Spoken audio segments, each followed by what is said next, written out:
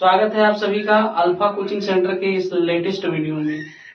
इस वीडियो से मैं वास्तविक संख्याएं यानी कि रियल नंबर क्लास 10th का मैथमेटिक्स का जो पहला चैप्टर है रियल नंबर को स्टार्ट कर रहा हूं। उसका जो एक्सरसाइज 1.1 है उसके सवालों को एनसीईआरटी के हिसाब से यहाँ लिखा गया।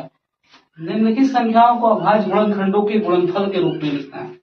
निम्नलिखित संख्याओं को अभाज्य गुणनखंडों के गुणनफल के रूप में लिखना है, यानी जो संख्या दी हुई है उसका अभाज्य गुणनखंड करना है और फिर उसको गुणनफल के रूप में लिखना है। जैसे आपके सामने एक संख्या है 140। इसका पहले आप अभाज्य गुणनखंड लिखिए, प्राइम फैक्टर लिखिए। तो प्राइम फैक्टर कैसे लिखेंगे, देखिए किससे कटेगा।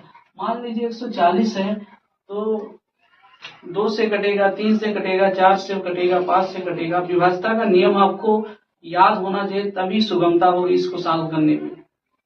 विभाज्यता का नियम कहता है यदि किसी नंबर के लास्ट में 0, 2, 4, 6, 8 हो तो वो 2 से कट जाएगा, यानी इसके लास्ट में 2 0 है तो ये संख्या 2 से कट जाएगी। यहाँ 2 लिखेंगे और 140 में अगर 2 से भाग दिया जाए तो यानी आएगा 70 नीचे लिखेंगे।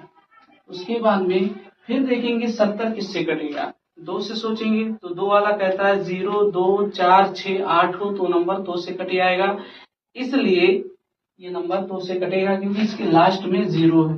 2 से इसमें भाग देंगे तो 35 हो जाएगा। फिर 35 किससे कटेगा, तो जिसके अंत में 0 या 5 हो संख्या 5 से कट जाती है, इसलिए 5 से 1 कटेगा। 5 7 35, फिर 7 1 7। तो इसका अभाज्य गुणनखंड रूप हुआ 140 को हम लिख सकते हैं 2 × 2 × 5 × 7। अब देखिए जो नंबर जो है 2 बार आया है, जैसे 2 देखिए यहाँ कितनी बार आया, 2 बार, तो 2 पे पावर 2 लिख दीजिए। 5 देखिए कितनी बार, 1 बार, तो 5 पे पावर 1 लिखें या ना लिखें एक ही बात है। 7 1 बार आया है, इस तरीके से इसको इस रूप में लिखना है। अगले नंबर को देखेंगे 156 का। 156 का अभाज्य गुणनखंड कीजिए।